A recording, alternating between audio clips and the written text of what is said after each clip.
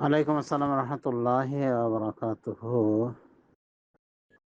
সুপ্রিয় দিনী ভাই, বারাকাল্লাহু ফিকুম। আপনি জানতে চেয়েছেন এই দোয়াটি আজানের কোন জায়গায় বলতে হবে। অনেক মানুষ আজানের পরে এই দোয়া পাঠ করে। এই আমল কি সঠিক? দয়া করে উত্তর দিলে উপকৃত হব। এই মাসালায় ইখতিলাফ রয়েছে। কিছু আলেম মনে করেন যে এই দোয়াটি পাঠ হবে আজান কমপ্লিট করার পরে।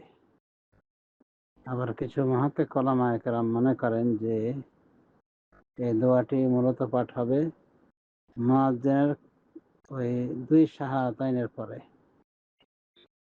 অর্থাৎ আশহাদু আল্লা ইলাহা ইল্লাল্লাহ, আশহাদু আন্না মুহাম্মাদুর রাসূলুল্লাহ যখন সে শেষ করবে, এগুলো জবাব দেওয়ার পরে এই দোয়াটি পাঠ করবে। রাদিতু বিল্লাহি রাব্বান ওয়া বিল ইসলামি দীনান ওয়া বিমুহাম্মাদিন নাবিয়্যা সাল্লাল্লাহু আলাইহি ওয়াসাল্লাম।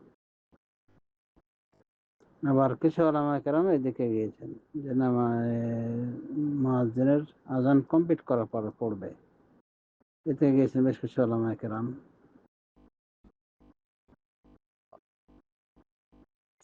বলা যেতে পারে এটা ইখতিলাফের বিষয়। কেউ এটাকে প্রাধান্য দিয়েছেন, কেউ ওটাকে প্রাধান্য দিয়েছেন। তবে বলিষ্ঠ দলিল তাদের পক্ষে রয়েছে যারা বলেন যে শাহাদাতের পরে এই দোয়াটি পাঠ করবে।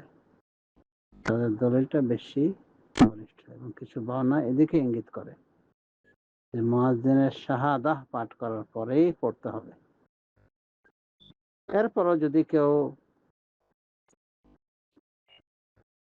এই দোয়াটি পাঠ করে আজানের পরে পড়তে পারে, তাহলে কিছু কিছু উলামায়ে কেরাম এদিকে গিয়েছেন। যেমন মুবারাকপুরী রাহিমাহুল্লাহ মিরআতুল মাফাতিহে এদিকে গিয়েছেন। উনি বলেন যে এই দোয়াটি যদি মধ্যখানে পড়া হয় তো মুয়াজ্জিনের আজানের জবাব দেওয়া ব্যাহত হতে পারে, মানে মুয়াজ্জিন এগিয়ে যাবে, বেশ কিছু কালেমাই আজানের কালেমা পাঠ করবে, জবাব দেওয়া হবে না। সে তুলনায় পড়াই উত্তম, এভাবে উনি বলেছেন। এভাবে কিছু আলেম এদিকে গিয়েছেন।